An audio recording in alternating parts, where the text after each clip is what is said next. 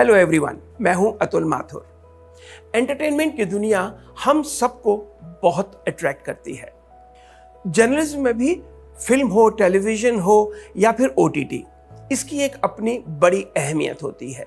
Academy of excellence के school of journalism and mass communication में entertainment journalism में हमारे साथ हैं नैना शर्मा, जो एक सीजन्ड जर्नलिस्ट है और एंटरटेनमेंट बीट को वो पिछले बहुत सालों से देखती आ रही हैं। नैना, वेलकम। बहुत बहुत शुक्रिया आपका। नमस्कार, मेरा नाम नैना है और मैं न्यूज़ वन इंडिया में पिछले 3 साल से एंटरटेनमेंट बीट को लीड कर रही हूँ। तो आप ये बताएं कि जर्नलिज्म में एंटरटेनमेंट, तो आज क्या इसे एज ए कैरियर बच्चे ले सकते हैं? बिल्कुल ले सकते हैं।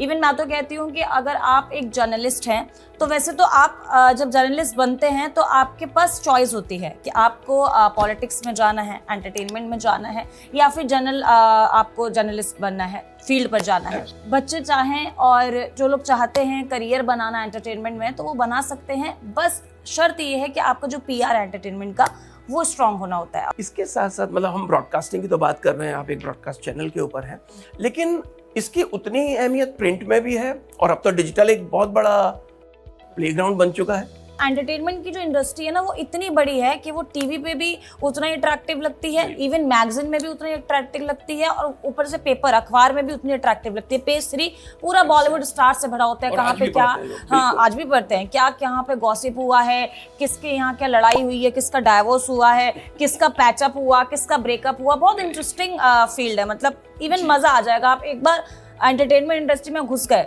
तो फिर आपको टाइम ही नहीं है कुछ और करने का, क्योंकि आपके पास इतनी गॉसिप्स हैं, इतनी सारी चीज़ें होती हैं लिखने के लिए, इतने सारे ग्लैमर्स होते हैं आपके आसपास कि बहुत मज़ेदार इंडस्ट्री आई मस्त से।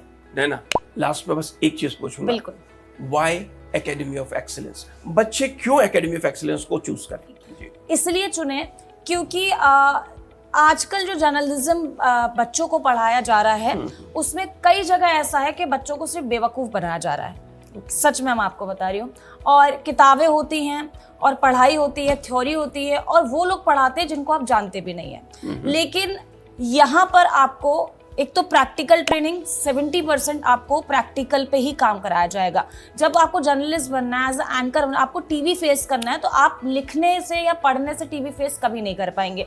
जब तक आप प्रैक्टिकल नहीं करेंगे, कैमरे को फेस नहीं करेंगे, तब तक आप एक अच्छे एंकर, अच्छे जर्नलिस्ट नहीं बन सकते। क्योंकि जर्नलिस्ट का दूसरा नाम ही मेरे ख्याल से कैमरा है।